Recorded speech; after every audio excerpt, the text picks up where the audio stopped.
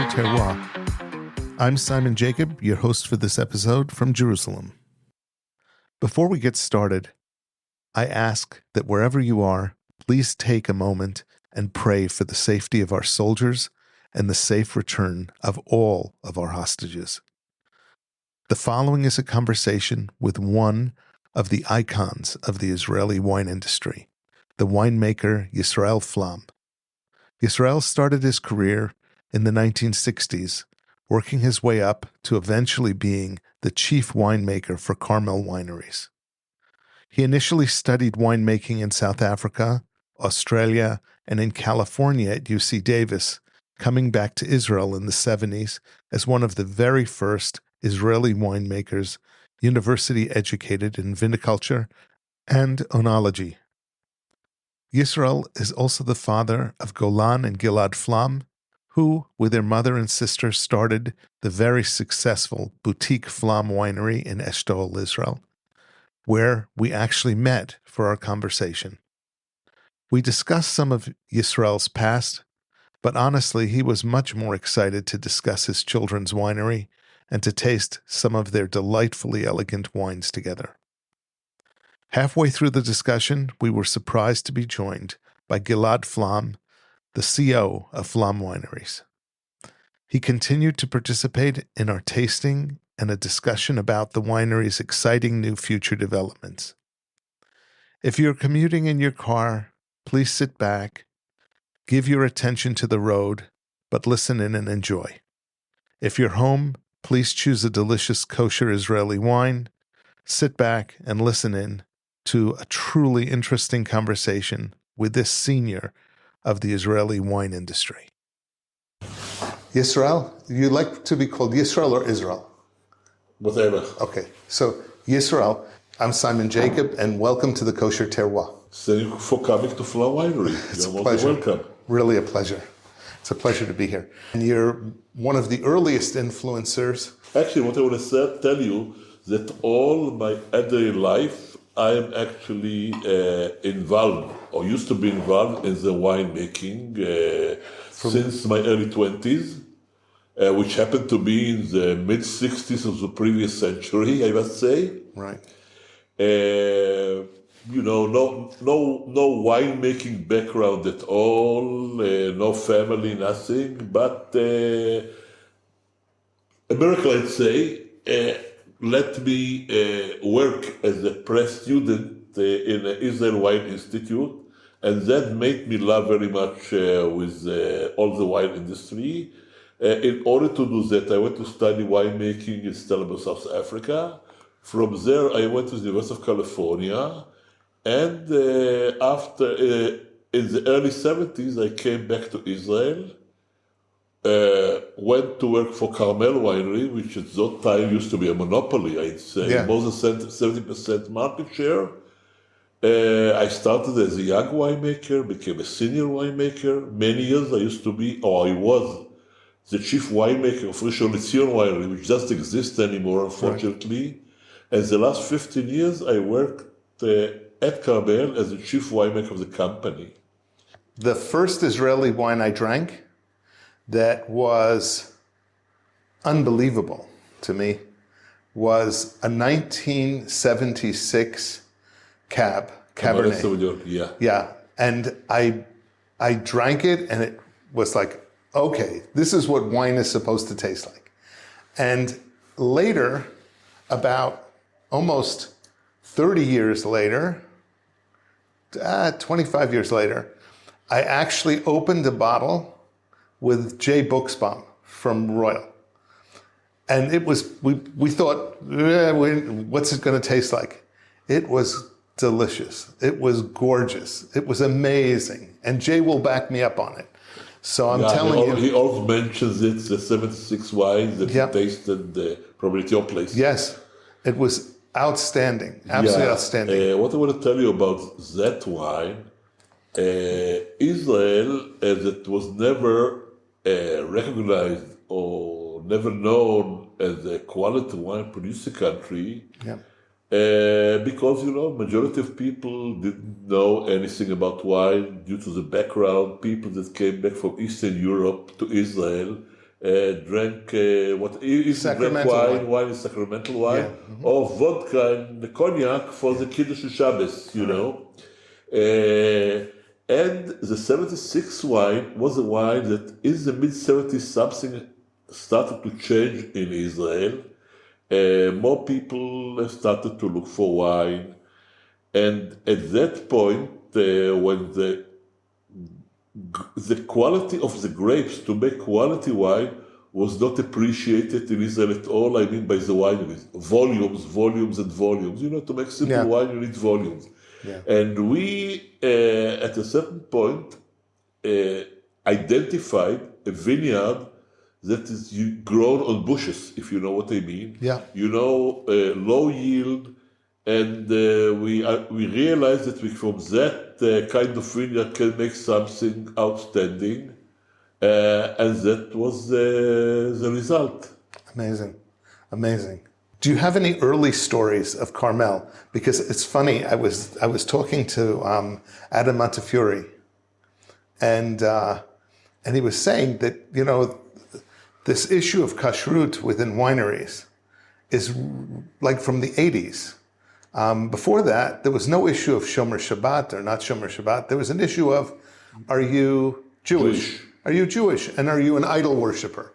And if you're a Jew and you're not an idol worshiper, there was no issue with you being able to make wine. I can tell you many stories about it. When I joined Carmel in the early 70s, it was according to you just mentioned now. Yeah. You know, I was allowed to go. I'm not a Shomer Shabbat, but I would never go in front of the synagogue or in front of the winery with my car on Shabbat or do something in Farhesia. And the rabbi never asked me, you know, questions about, you know, what do you do in Shabbat, how do you do Shabbat. And I was going around the winery. I could go by myself. I could actually sample wine from the tanks, you know, by opening the tap, sampling and seeing, you know, its quality or whatever it was needed. And I don't want to say anything, but I think since 80s, it became more and more and more and more difficult. They started, you know, the rebels started to close the gates of the wineries and not letting not Shomer Shabbat in. And this would brought to the situation nowadays. But I can tell you that we at Flam Wineries are had kosher winery by 100%. Yeah, we are the American is watching us and is supervising our kashrut. But we developed, and I would always tell people who want to go into kashrut and are afraid, well, the datim and all this kind of thing, I'd say you take it or leave it. If you're going to do it with a full heart and do whatever is required by you, go ahead. If you want to do it by tricks, don't go into it. You're wasting your time. And lucky enough, the other thing is that besides doing it with a full heart, we are actually having a staff of Shomer Shabbat people that work with us. First of all, we wanted to be not just coming into work and not think about what they do, but they have to be, and we are fortunate that there are people that love wine, we can rely on them, and we have developed a relation with them that we trust each other, and this makes things so easy and so good to overcome. Baruch Hashem. Baruch Hashem. The story of winery is not my story, I'd say, but my family, my eldest son Golan, his brother Gilad, his daughter Geffen, and the mother Camelia. Amazing. So before we start talking about Flam Winery, because we're sitting in Flam Winery, we also are tasting some wines this morning or this afternoon, and we're gonna taste some wine. So can you tell me about the first wine we're tasting? It's a white. Okay, the first wine we're tasting is a Flam Blanc. Yeah. Vintage 2022. Yeah. This is a dry white wine. The principal variety in this wine is Sauvignon Blanc. Okay.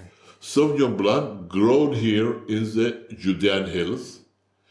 And the process is, the grapes at ripening are being harvested. We harvest our grapes at night because, temperature during the day is very, very hot. They are all hand harvested, delivered to the winery.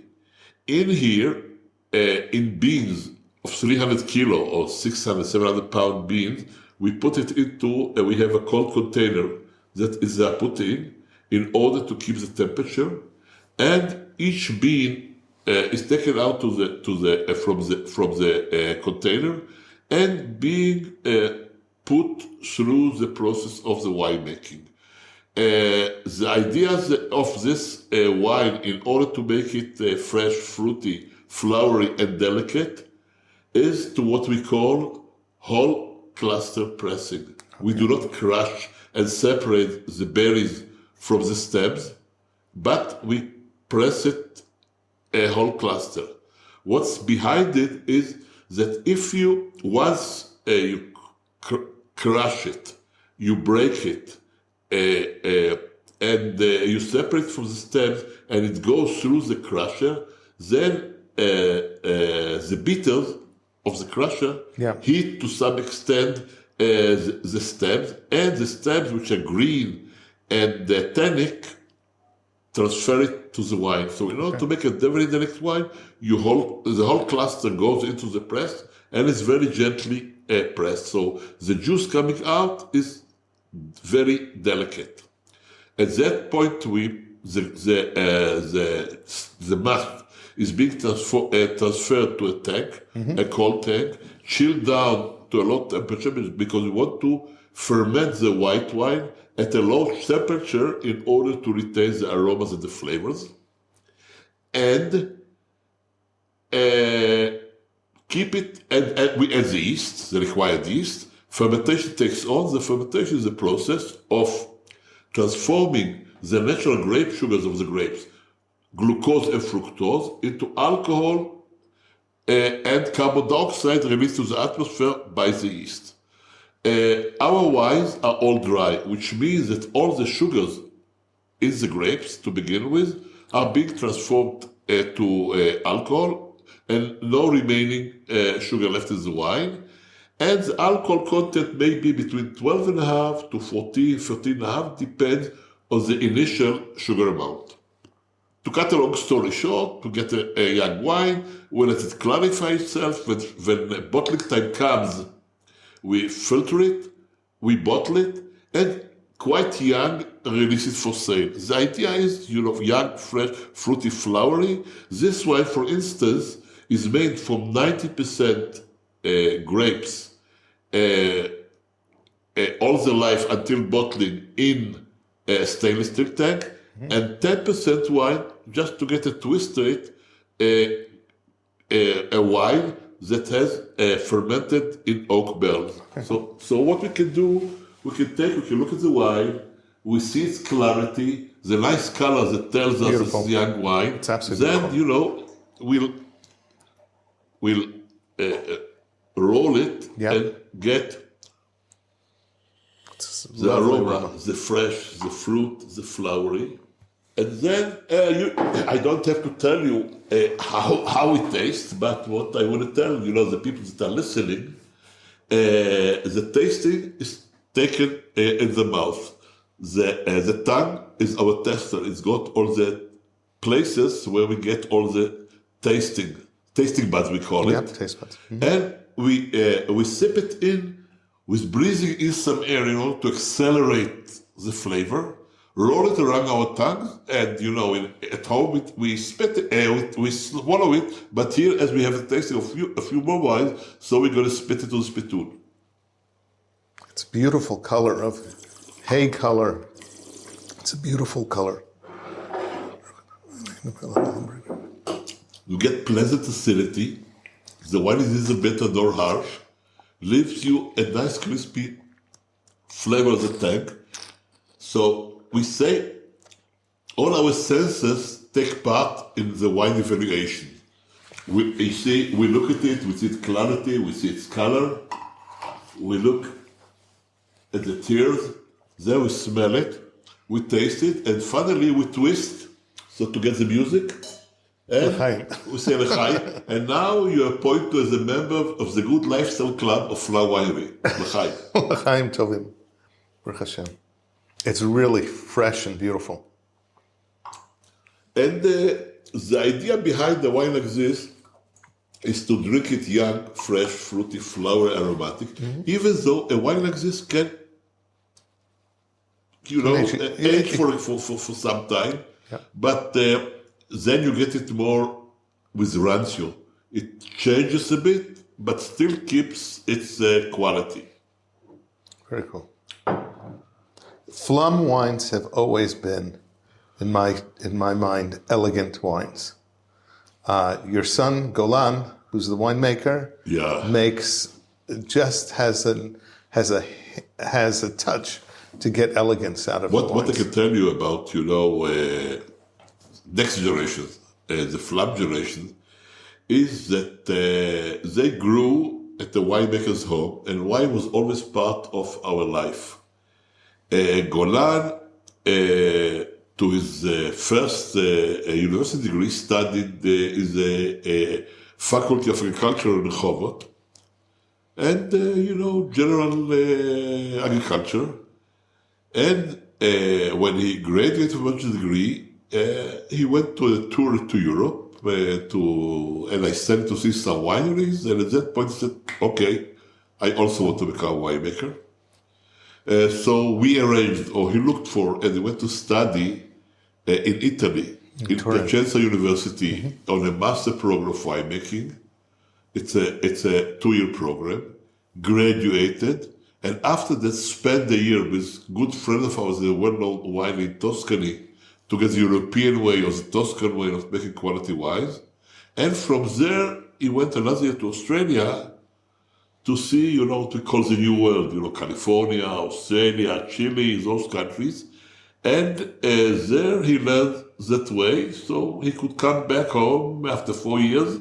And then he came back in 1998, and at that point, him, Gilad, our other son, Geffen, our daughter, and Carmel, the mother, they decided to establish a winery in Israel, but not another wine factory, a winery with an aim to produce in Israel top international quality wines. You may recall or remember that during the 90s, there was already a vibe of wineries, small wineries, making established and starting to make wines in another way, more quality wine, more attention to the quality. And Flam was one of the beginners of that wave. Thank God we are now 25 years after that. We are now celebrating 25th years of the winery. The beginning was 2 barrels of wine, each barrel 300 bottles. And now, thanks God, we are now, I could say that we are now an estate, a chateau. We are here located in our winery in the Jerusalem Judean Hills in Eshtaol. We own wineries. We make wines only from vineyards that we own them and are made by our way or by Golan's instruction. We don't buy any wine. We don't buy any wine from outsourcing.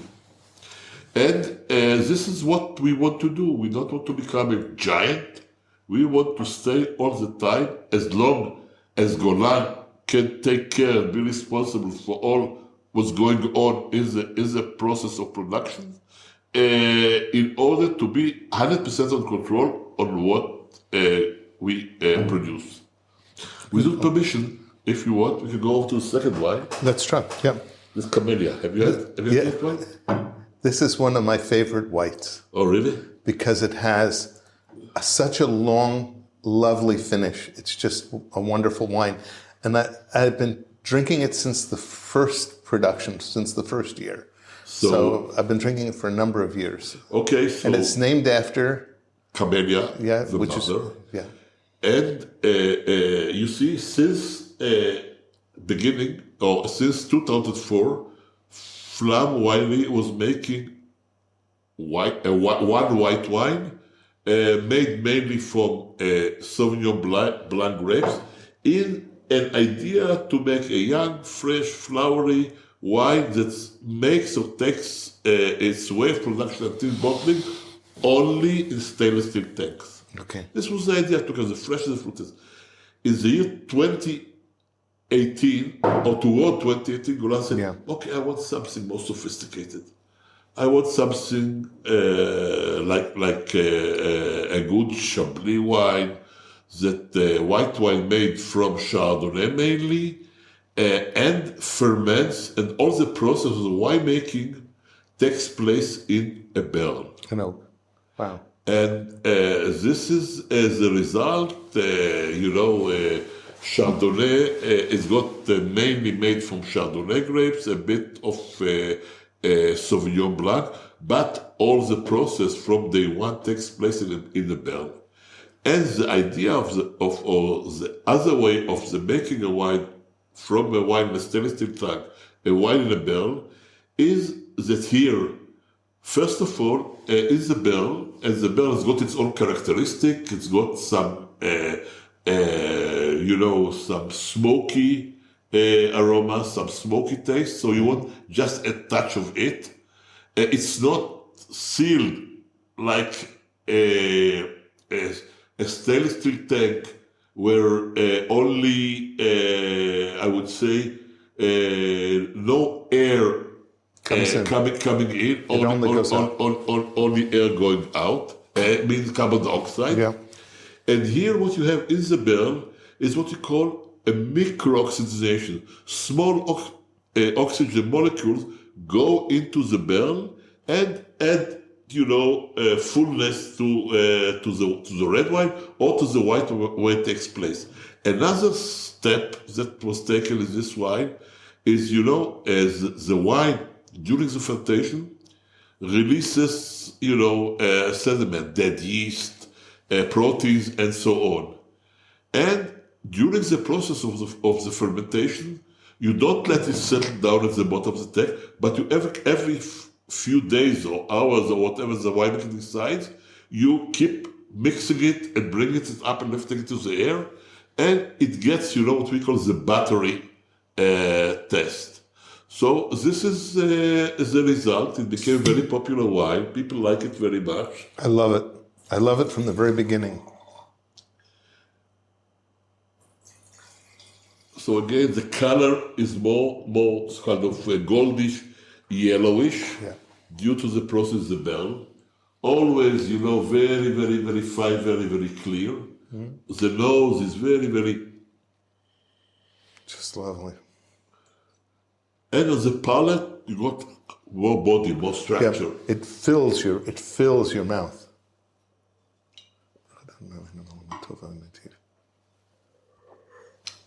This we can say Atov Ametiv.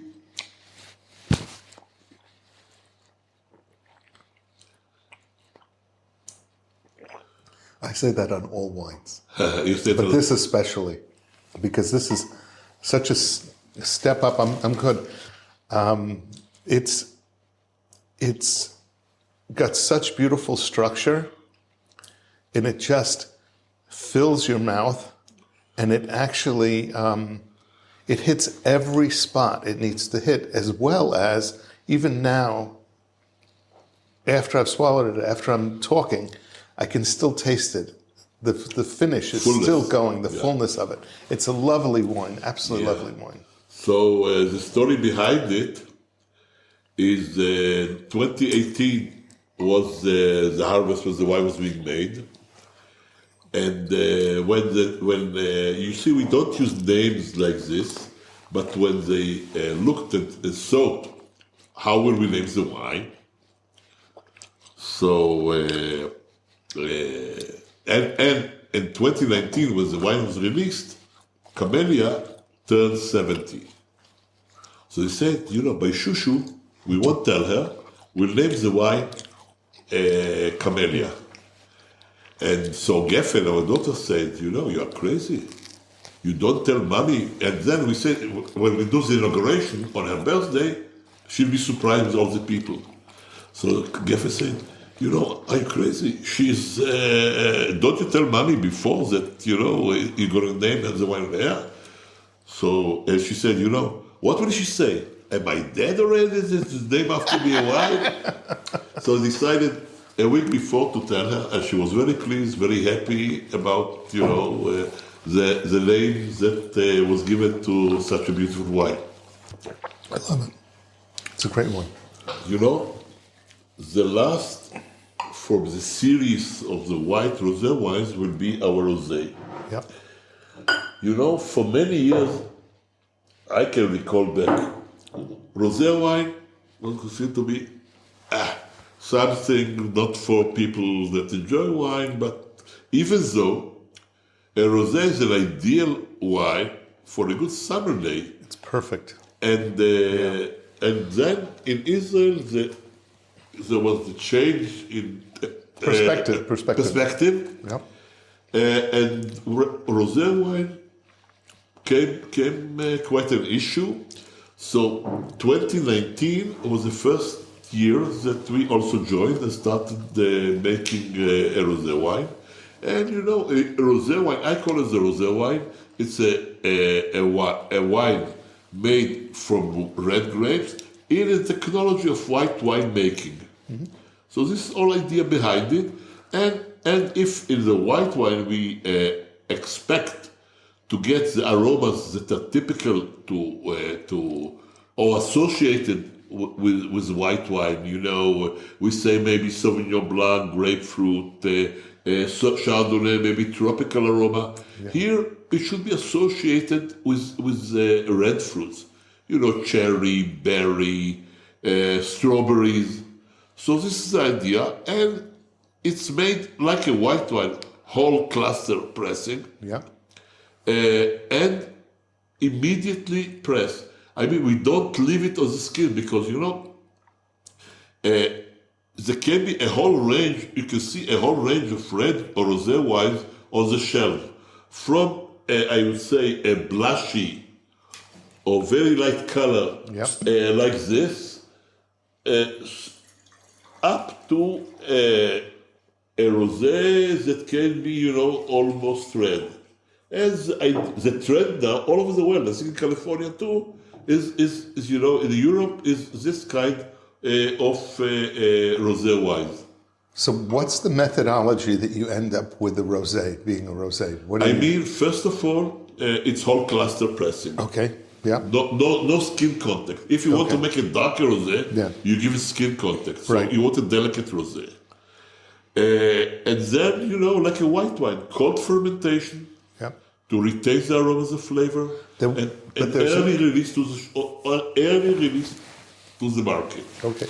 There's nothing else that you need to do to get even this pink color in it. As soon as you press those grapes, this is the color you get. You have to select the proper vineyard, right? That just by pressing give you if there's a variety that's very dark in color. Yeah. So even at light pressing like this will give you more red color. Okay. We wanted this color and a very delicate pressing, not too much, because when you squeeze it too much, you extract you get everything. No, besides that, you extract color pigments, more color pigments from the skin. Okay. What grape is this? This is mainly a Syrah grape. Okay. And if you remember this white wine, the aroma here is different, and to my understanding, maybe strawberries may be the aroma. I'm definitely getting strawberry taste too. Definitely strawberries. And again, young, fresh, fruity, flowery. Here in Israel we have 8 to 10 summer months. So what's better than to sit and drink and enjoy a fresh white wine with like dinner or supper or whatever. Right. I agree with you 100%.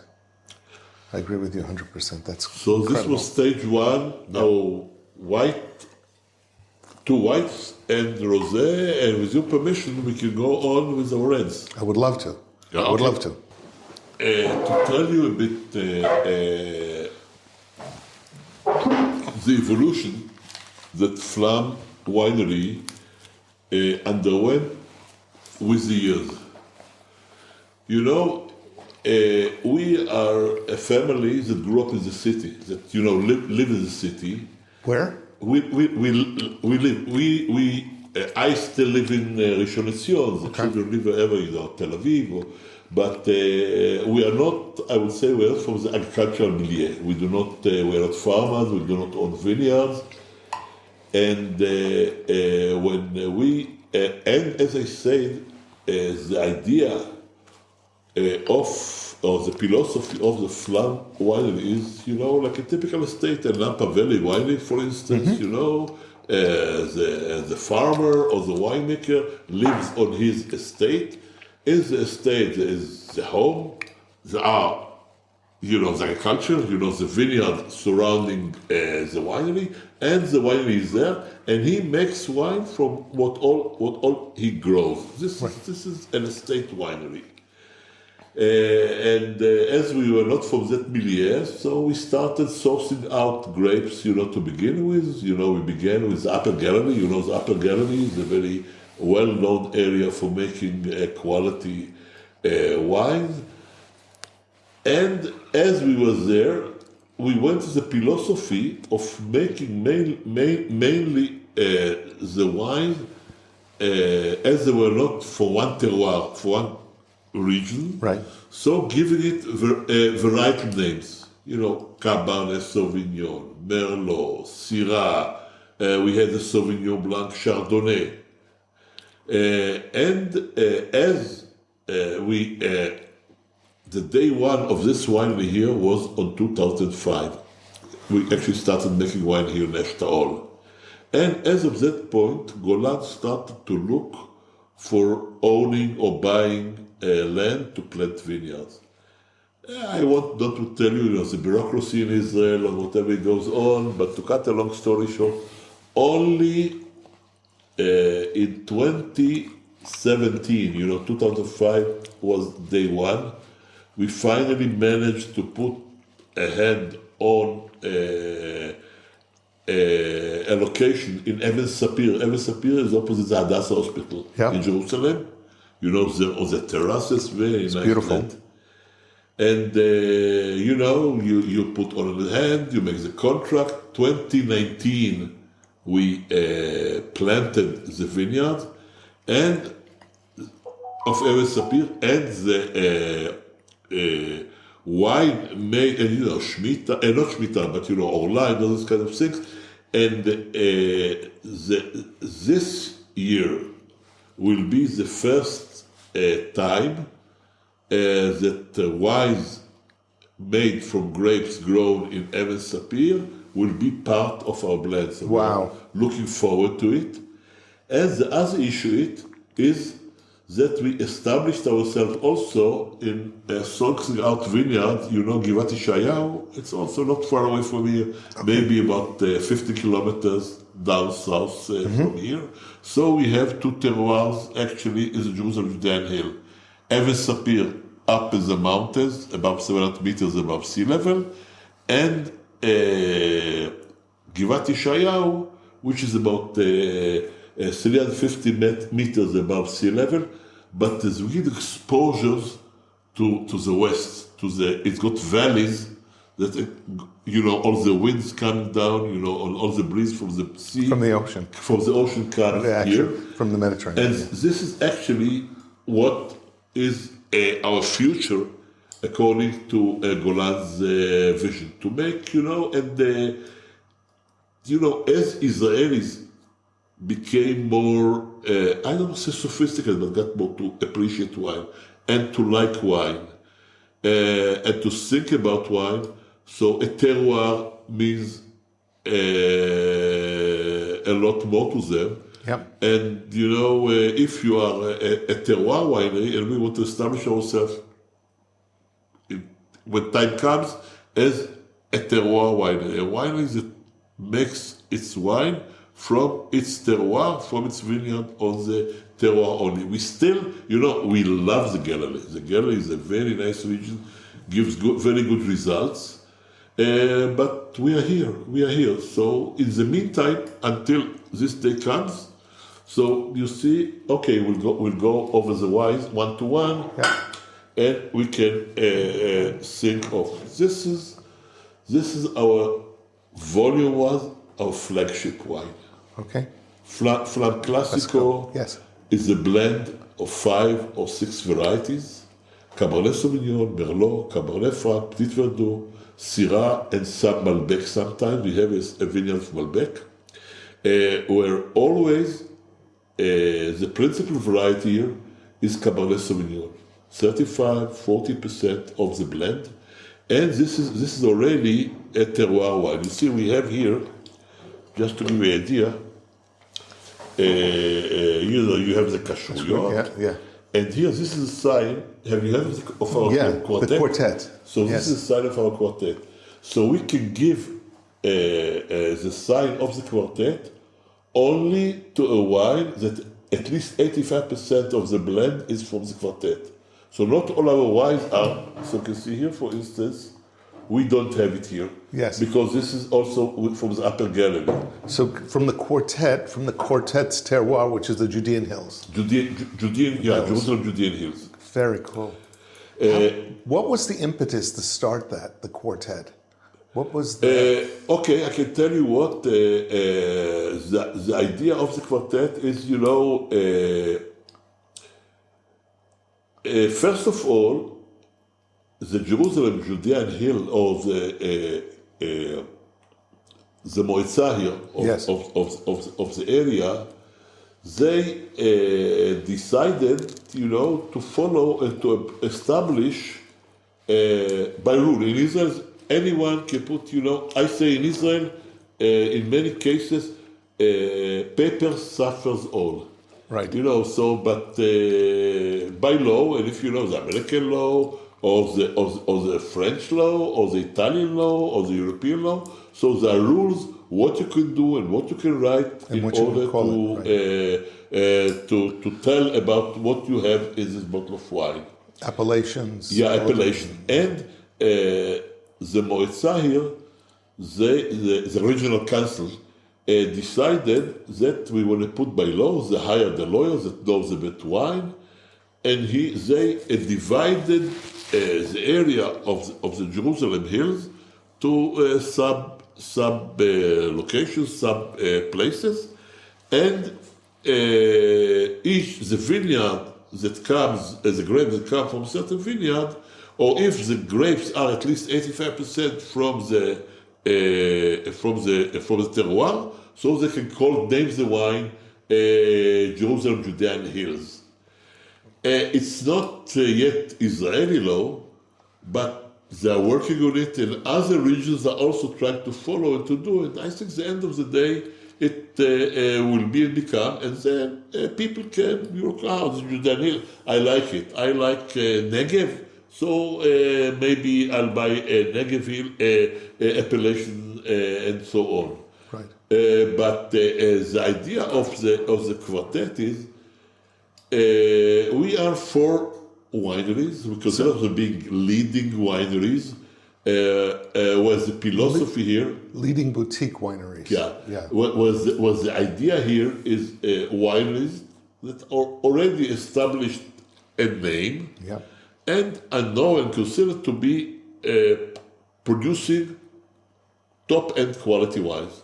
So we have Flam, Castel, Soa, and Sfera. Sfera is the white one. There's the white ones. So out of all of those, the only one I haven't tasted is Sfera because it's not Kosher. But all the rest of them, I'd love. And we are colleagues. Each one works on his own.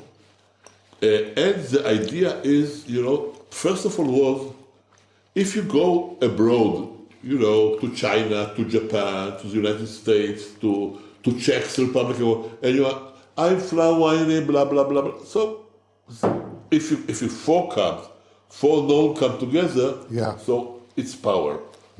Much more. And but not anyone can join. In the meantime, we are only four of us. There are about 30 some wineries in the area.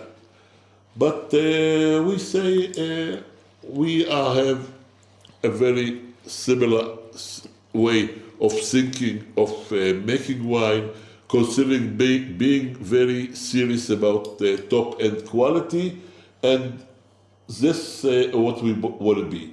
But we don't sell together. Everyone has got his own roots and his own way of selling. Right. But when we come to a certain place, to Austria or wherever, and we have a dinner or presentation, we are the four.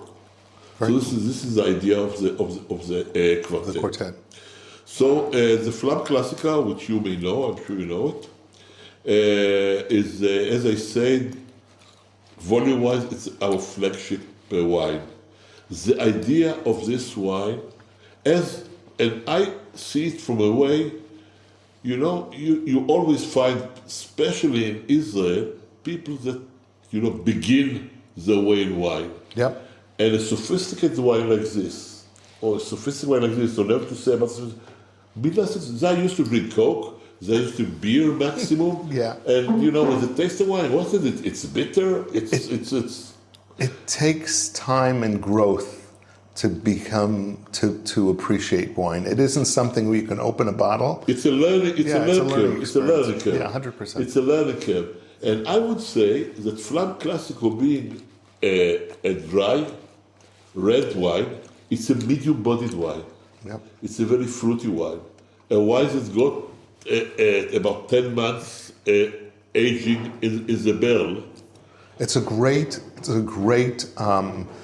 entry wine for people. And in Israel, I think you can say, in many restaurants, it's on the wine list. Many people know it and want to buy it. And so I'd say, so here we have a 2021 harvest, red Flam Classico, which is a blend, as I told you, grown here in the Jerusalem Judean Hills. The process of winemaking is a typical red wine making process, meaning grapes are being crushed, destemmed, transferred to a fermenting tank, yeast is being added, and fermentation starts taking place. Fermentation, we know what the yeast do. We know converting the initial grape sugars into alcohol and carbon dioxide. Right. Now, not like a white wine, in a red wine, the skin contact has got a big meaning in the wine process. Yeah. Because in the skins we have the tannins, we have the color pigment, and we have the aromas and the flavor, whatever gives the wine, its body, its fullness. So as soon as we start, fermentation takes place at the controlled temperature, because temperature is a meaningful factor in the quality of wine. As I said, the white wine and rosé we ferment at around 10 to 14 degrees Celsius in order to be able, retain the aroma and flavor we retain at a lower temperature. And in red wine is the mid-20s. Okay. So beside this, we have to have an interaction between the skins and the fermenting media, fermenting wine. Because if you let it ferment, the skins will come up, and then you have 80% of the volume of the tank wine fermenting, and the upper 20, a layer of skins. So only the upper level of the liquid and the lower level of the skins will be in contact. We do not plunge. We do a process we call pumping over. We want a delicate wine. Yeah. Plunging is, you also again, the skins, you have the bitterness, and by plunging, too much, you make harshness. Okay. So here, by pumping over, you actually take the liquid from a tap in the bottom of the tank, through a pump, over on the top. And then on the top, you have a screening device that rotates and moves all the time that the pumping over takes place, and the wine penetrates through the skins, and at that time extracts color, tannins, and whatever is needed. Very cool. The end of the process, when you get a dry wine, you pump out the liquids, the young wine from the tank to another tank, let it stay for a while to clarify. Yeah. The skins you take to a press, and you press it gently, not too much. You can press too much, get some of volume, but then the wine will be no good. Yeah. So too harsh. You have to press to that extent where there's no harshness being extracted to the wine, and you keep it as a press wine. Then you take the wine, when it's clear, it takes another month. You pump it down to the barrel fermentation cellar. Yeah, the barrel. Not fermentation, barrel maturation cellar. Yeah. And there's the wine ages for a while. For instance, wine for Classico ages in the barrel for about 10 months. Because we want to get the tannins, also some tannins from the oak, from the barrel. And we want to get a micro-oxygenation. Slowly oxygen penetrates through the pores. Yeah. Add to the wine and adds complexity. When time comes, we take out the wine 10 months, we take out the wine from the different barrels to a tank. In the tank, we add what we need with sulfur dioxide in order to protect the wine, and then filter it once in order to get the clarity and bottle it. After bottling, wine goes to the warehouse where it stays for a few more months in order to establish it. And you see, the cork and the bottle. You see, this here, its diameter is 17 millimeters. The cork's diameter is 24. Now, when you bottle the wine, you compress the cork and push it in to the bottle. Then you fill it up the wine, you have the cork, you have the volume of the wine, and then you have a headspace. Now, you say that a white wine, a red wine especially, if you put it in your wine fridge or at home or the shelf, whatever, must be in right position. Because you don't want this headspace, because this is alive, this is porous. Yes. If you leave it in static position, oxygen will penetrate and will fill up the headspace, and you get it, very intensive. Right. Now, you put it in and you give it for 24, 48 hours in static position in order for the cork to get placed to fill up, and then you put it in line position. You can see this wine size is a good quality cork. You see, sometimes you find a cork it's wet until here. Yeah. Here. Yeah. No, and you see, this is the only layer that the wine managed to get, and that the cork managed to get. And during the line of the bottle, wherever it lies, it evolves. Small molecule, because, if you take a wine or a bottle and you seal it with, like beer. Okay, with a bottle cap. Yeah, with a bottle. Nothing can go in through it. Right. Here is penetration of that oxygen molecule, where it evolves the wine, and the wine changes, becomes more round, more supple with the time. Even though we say this wine, we give it, always in red wine, you speak about how long can I age the wine? People tell me. Yeah. And I would say, is this wine 6 to 7 years? But it's excellent to drink it at this state now. First of all, look at the wine. It's approachable. This is now we're drinking the Classico 22. 2021. 2021. No, it's not on the shelf yet. Okay, 2021. So you can see, if you look, you see the nice, the clarity, very important, the nice ruby color. Then when you roll it, you get the fruit, the freshness. Look at the tears. Yep. There's good viscosity.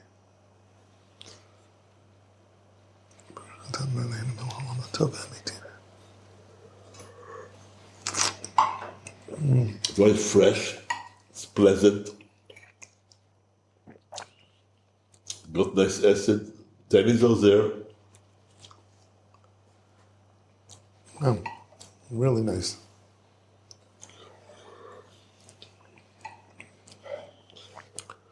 The majority of this wine is what? Is a Cabernet Sauvignon? Yeah. Okay. It may vary between 33-35% up to 45-48%, and all the rest, if this is Malbec, so just a tiny, because we don't have. So we just opened this. Pardon? So we're not doing it justice. Yeah. It really needs to breathe a little more than what we're doing. So, but it's okay. So but that's very good. Yeah. No, but that's fine. I just because it's a lovely wine. It's a very approachable, and it's an incredible entry wine for people who are used to just drinking sweet wines. This is definitely. Yeah. This is the way. This is the evolution that people have to go in order to think about wine. So nowadays, when you watch the bottling, I thought they also inject into it nitrogen. No oxygen. Yeah. I didn't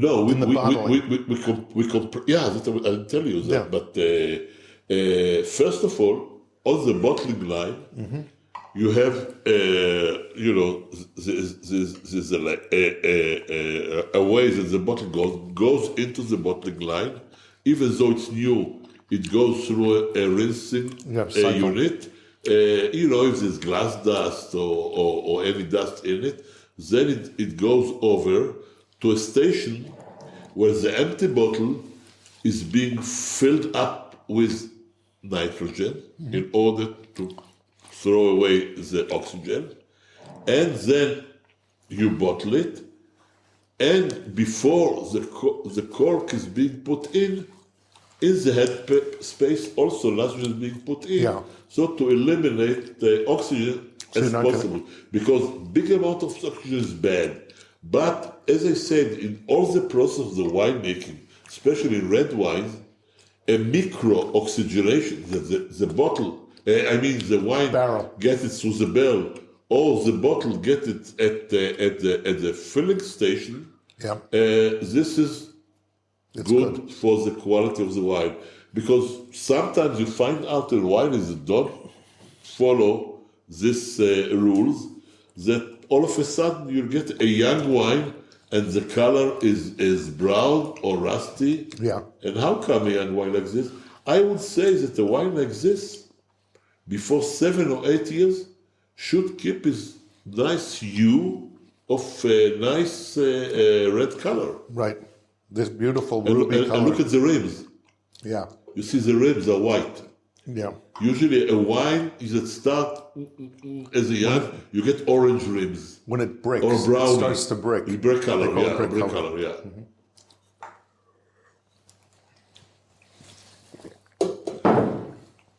Here we have, we do it Cabernet, or we do first the white label.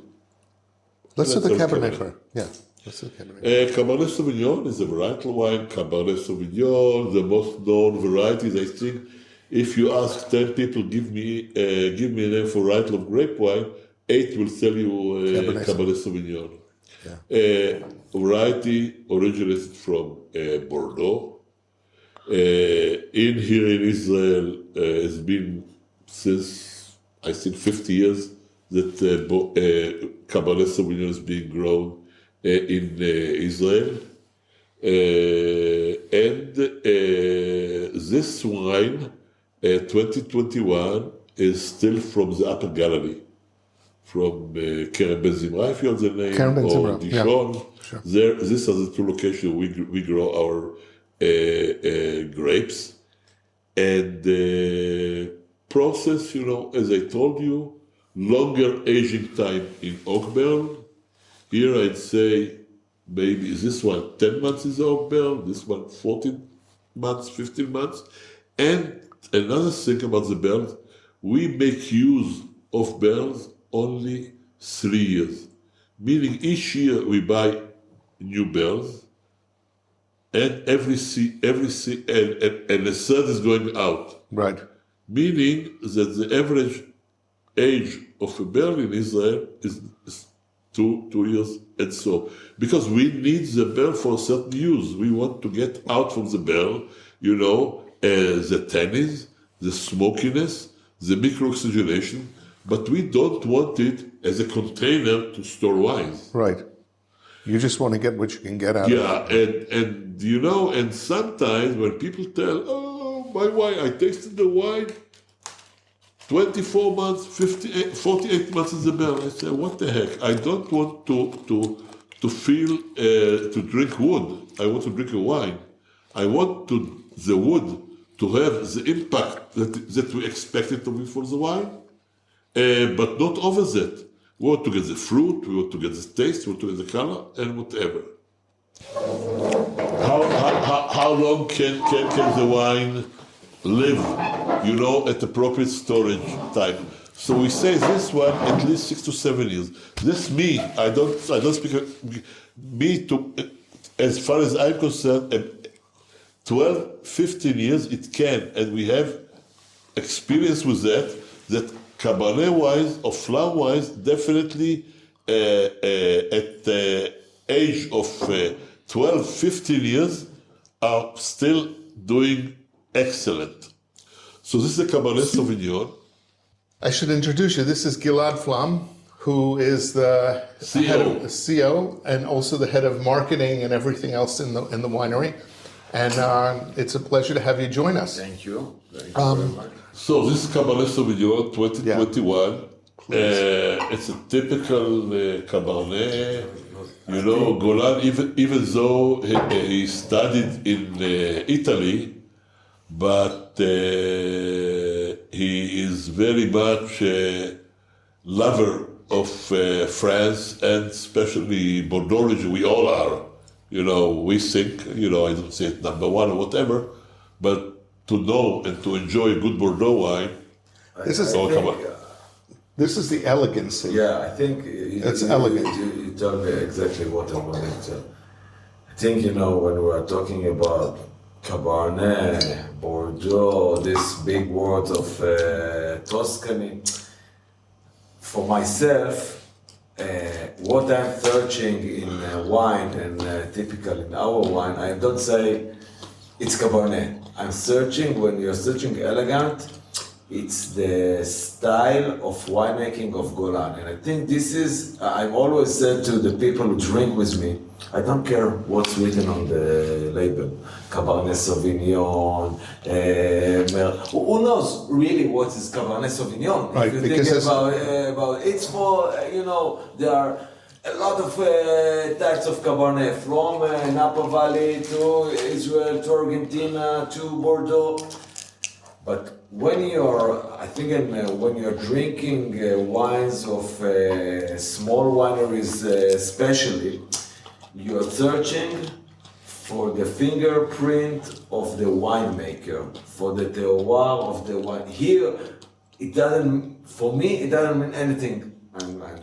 Cabernet Sauvignon. Yeah. What mean that Golan made this wine, that there is the elegance, the style of Golan, because if you will drink, now you drink the Classico, you drink the Cabernet, you will drink the white label, the Nobel, you will see something that is it's like a chef or like a painter that you see the style of the person who did it. And this is what is, I think, what is nice in a small estate wineries. You're not in the industry, in the big, we don't have to do millions of bottles or even not a few thousand, 100,000 of bottles. We're doing 150, 180,000 bottles, which is not big. Yeah, no, it is big. It's, it's funny to call a boutique, but it's compared to the other wineries. Yes, it is a boutique, but it's at a level that you can achieve real competence. It's not like a small, tiny. It's a level, I think, which we are a level that Golan can be in every tank here, and you can see he doesn't have someone who is working with him, or he is here, his hands are here on the tanks, in the vineyards, and you can see the style of Golan, which is very, very being, is coming. His attention. His attention to it. It's full attention to it. It's full attention in the wine. 100%. We are in this kind of size of winery that still Golan is full attention on the wine, and you can drink it and you can feel it in the bottle. And I think this is because we could sell. I'm not saying it I'm not saying it. Gava. Yeah, it's not haughtiness. We could sell like 400,000 bottles. We have demand. This is, for example, the 21. This is the last bottle of the Cabernet Sauvignon. Wow. The white label are the last bottles. 21 Classico. Now we are moving next week to the 22. We could sell, but the decision of Golan to have his attention, not to take anyone else, and not to be here. And still to make the wines after 25 years that we are making wines, I think this is something that people who are drinking they will feel it, and I think this is something that is unique style. Because if we didn't make the other level of jumping in size to go to the 500,000 or 400,000, which you could see this is the way that they have to go. They have to go and to increase the quantities and we told ourselves, listen, we stop here in 180. We are not increasing our size, but we want to increase the quality. We don't want to increase the quantity. I love the Camellia. Yeah. I love it. I think it's an incredible white. What a great addition. It's not just people make Chardonnays that are light and what have you. It's so rich and it's got such a finish and it's just great. I love it. Yeah. This as well. There isn't a person who I serve this to who doesn't go, what's that? Wait a second. It has no label. But there isn't a single person. I have never served it to somebody who's not loved it. And they've all said, can I get that in America? Can I get that here? Can I get that? All of them. So it's wonderful that it's going towards these Mediterranean varietals, that it's going towards them now. And I think it's fantastic. I think it's a fantastic bottle of wine. I think that the white label it's really because.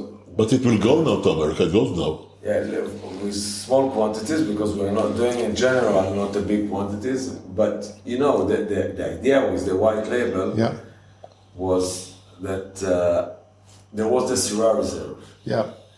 And we are, as we said, we're 25 years in a journey and in a process. This is the wine. People who are making wine, and we as a pioneer, I always said, we're in a long journey. Yeah. And we're in a process, and you know, you always ask the French people, how do you make such a good wines? So they tell you, after we pass the first hard 300 years, everything looks much better. So we are only 25, and we are in the process. And we realized that the Syrah, the combination of Syrah with Cab and something else, is better.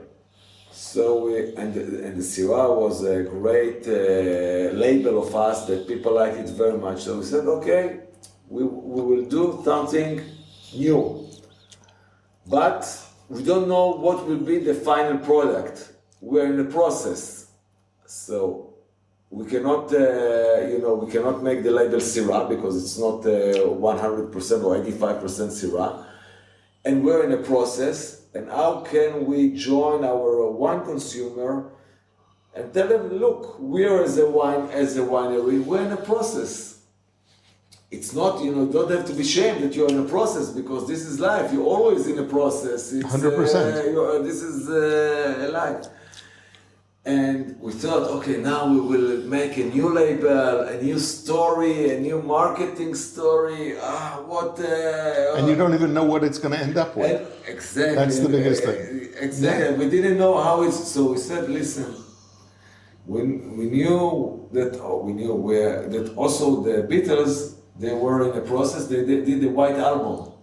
Yep. And if they could do the White Album, we can do the White Label. Right. I love it. I think it's absolutely spectacular. I love that it's embossed in it, so that it's there, but it's just b'sheket. And also, if a person, too many people are reading the labels. Yeah. And saying, oh, I'm not going to like this, exactly. Or I'm not going to like that, or I'm not going to like this. And why do you have that? And why do you have that percentage? What's the color? Yeah, and it's like, drink it. Exactly. And I tell you, and I will connect it with what I told you before about the Cabernet. I think with this label, you have, we wrote Flam in faith, you have to trust us. Yep. Don't trust if I write you Cabernet Sauvignon, or I will write you Grand Vin, or Bordeaux, or Judean Hills. Trust us as a winery, Flam. And this is, and I have to improve much more, because I don't write about it. You trust me. If you bought this bottle, you trust me already. I've been buying it since the very first bottles I could get my hands on. Yeah. Because I tasted it here. Yeah, I remember.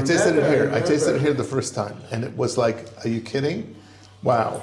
So, and then I said afterwards, I think it's Mediterranean. I think it's like, Shiraz and some others. And I said, but it's not on the label. Wait a minute, I don't know whether it is. So, but I think it's fantastic. I think it's just awesome wine. Yeah, and we were very afraid in the beginning, the first time when we went with this label to the market, because you don't know how people will react. No label, white label, nothing, and. So did it get incredible acceptance? You get feedback. You cannot be, it's not parv. It's not parv. It's one or the other. But people, how? Wow, nothing is written on the label. No, as you said, Cabernet Sauvignon, Syrah, Judean Hills, or name, or fantasy name, and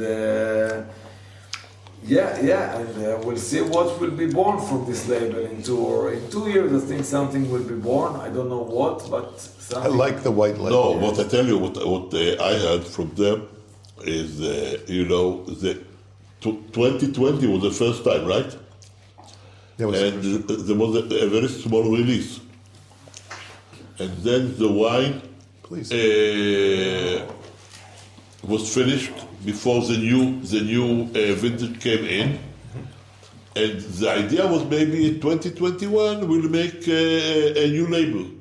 That people started to ask, when will the new label come? When is the new white label come out? So I said, okay, we'll continue.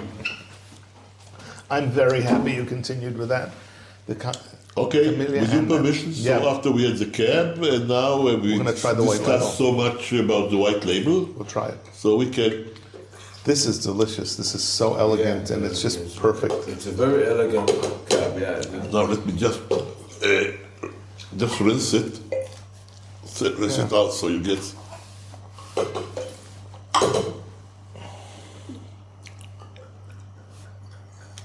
See how velvet it is. Yeah, this is great. This is great.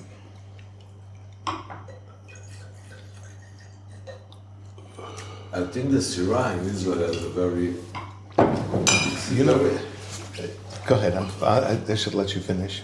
It's a very... is the combination, the Syrah and Cab, and if you combine it... And it will do a bit. A little bit. It's a... I think, and typically here to our area, it's one of the best combinations that we can have here in Israel. So, with Castel and the Raziel, they also produced a blend with the Syrah, and it's also an incredible thing. Since 1970, since 2017, they did it. Yeah. The Syrah is a great. Well, you remember much better than me that Syrah was a name that you couldn't sell in America. I remember it. It's like you couldn't sell it in America. Nobody in America, if you said Syrah, they went and, it's great, whatever. I want Cab. I want Merlot. I don't want a Syrah at all. And it's really come of age, and especially with the blends. Well, yours, with your Syrah Reserve, was awesome. That was one of the first ones that really kind of broke through. And then, but now with the blends with the Syrah, it gives it some spicy kick to it that's good. It lifts it, it elevates it. But you know what else I think it does? It works because the Syrah works also with the spicier foods, with the Israeli cuisine. And as the Mediterranean cuisine expands, I think that the wines can't just be the same old wines. And I remember when with Royal, with the Syrah Reserve. We'll buy Syrah Reserve. As you said, nobody knows. Nobody's going to buy this. Yes, Syrah Reserve. They knew those days Merlot, Cabernet, but when you're getting to more and more wines and you see what's going on all over the world and what you can do with this variety, it's and especially in Israel. I think really in Israel, it's. This is lovely. This is great. It is. Yeah, it's very nice. Very delicate. להביא את הנובל? רגע, צריך להביא לו לתת לו להחליף איתו. Wait. זה משהו אחר. Wait. Golan's tied up? Golan is Still in the meeting. Yeah. Can we pull him out of the meeting for 2 minutes? Can we taste this? You want to taste it? I want to taste it. Okay. I want us all to taste it. Okay. And I don't need another bottle. I want. No, we'll bring you. But the let's, 20. No, I don't want a 20. I have a 20. I have. But I brought it for us to drink. Okay. And my dream was that we could actually drink it together, if it's possible. I don't want to. But don't get him yet. Let's open it up and check it. I'll bring a glass for him. Taste. I screwed up the cork, but I'm just telling you, you got to taste it. Oh, it's okay. also in tasting, so you will. וואו, אני רק הרחתי אותו. I don't want to mess him up. Okay. כולם אמרנו, זה יכול להיות. Look at the color. Is there any bricking? Anything at all? No, all the looks external rib. It's perfect. I still have a couple of bottles of that.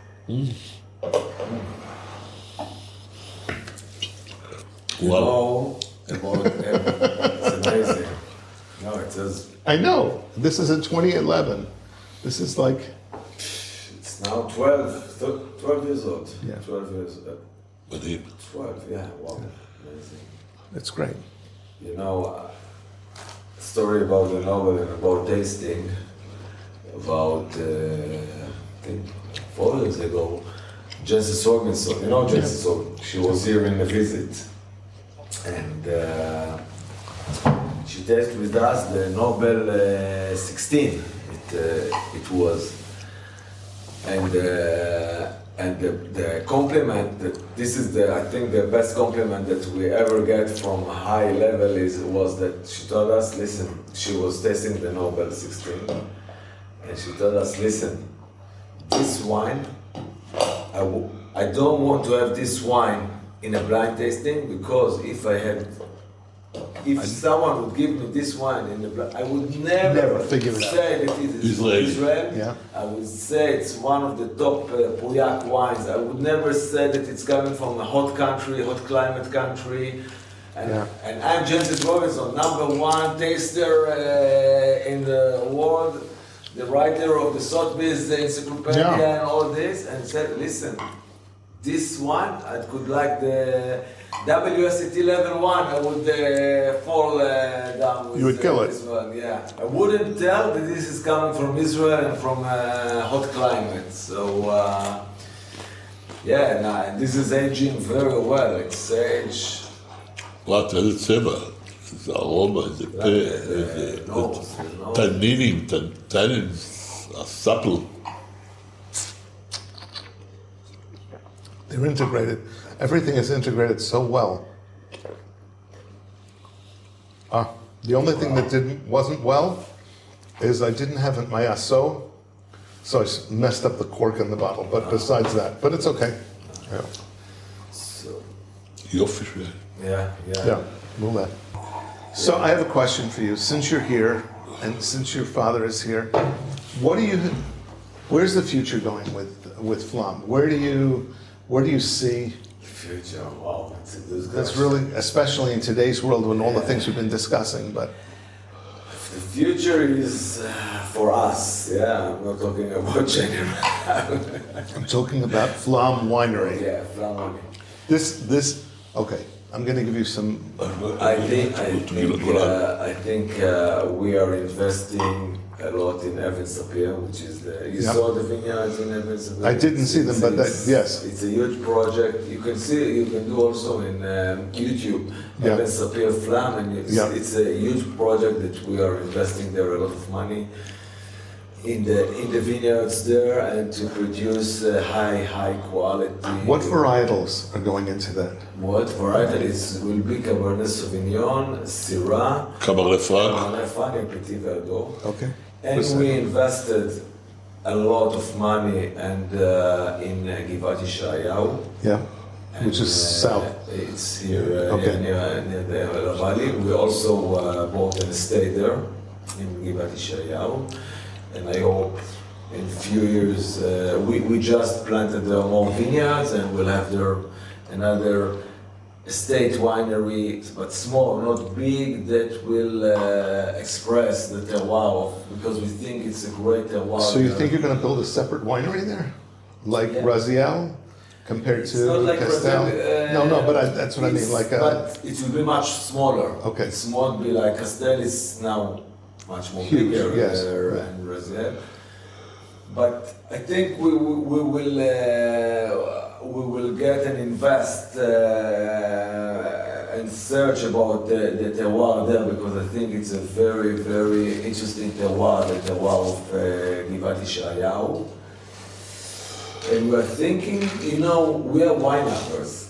I think we came to this business from being a wine lover. And we're searching all the time how we can develop ourselves here in Israel, outside. We really, really love wines, and we want to create the best wine that can express the terroir of our vineyards and what we can do. So we have a lot of thoughts about what will be the future with us, but for sure we will stay in the wine business. That's what we're going to do. So that's... I always asked, in Israel we are all fast. In Bordeaux, you are not considered for real. to become in the club if you are less than 400 years on the estate.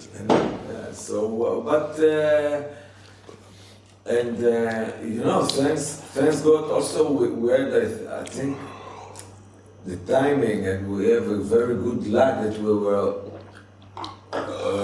one of the first group of I said it's the new wave of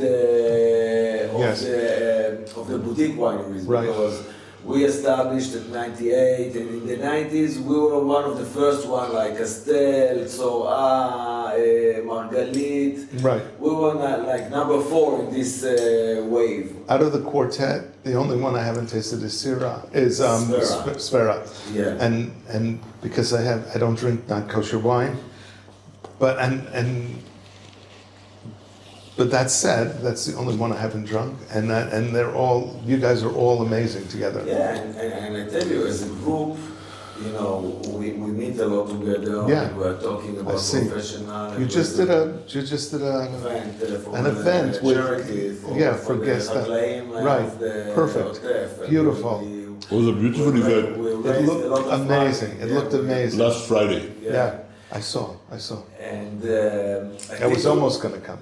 But Shabbat is so short. Very short. It's short, such a short day, Friday. And I tell you, to be in such group, I think, it's my colleagues, and I really מפרגן. How do you say מפרגן? Okay, I understand. Yeah.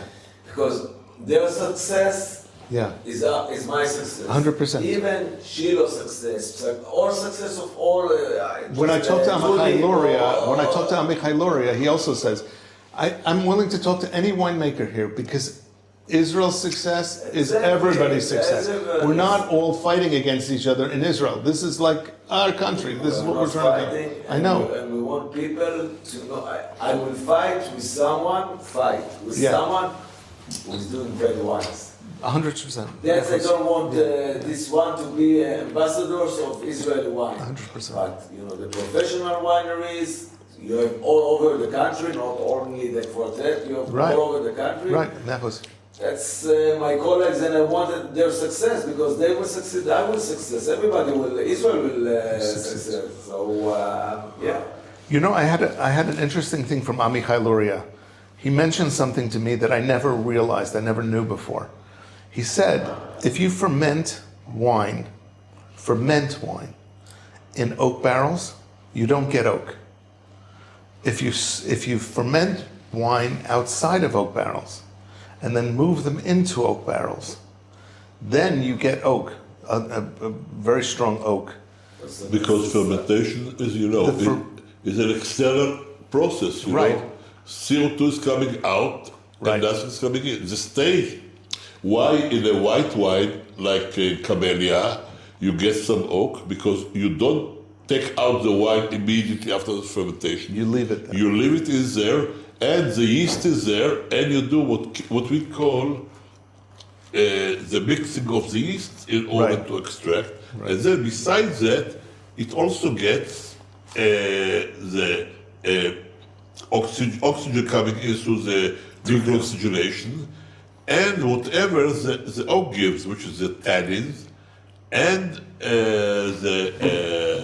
the bell is being assembled over a fire. Yeah. So you get the smokiness. Okay. Cool. Yisrael. Yofi, thank you very much for being on the Kosher Terroir. It's a pleasure. No, hopefully it'll publish next Thursday. Okay, let us know. No, are you kidding? Being our guest. It's a pleasure. Yeah, it was really a pleasure.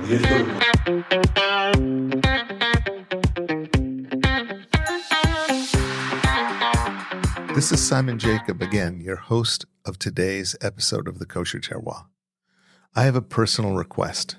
No matter where you are or where you live, please take a moment to pray for our soldiers' safety and the safe and rapid return of our hostages, and whenever possible, buy and share Israeli wine.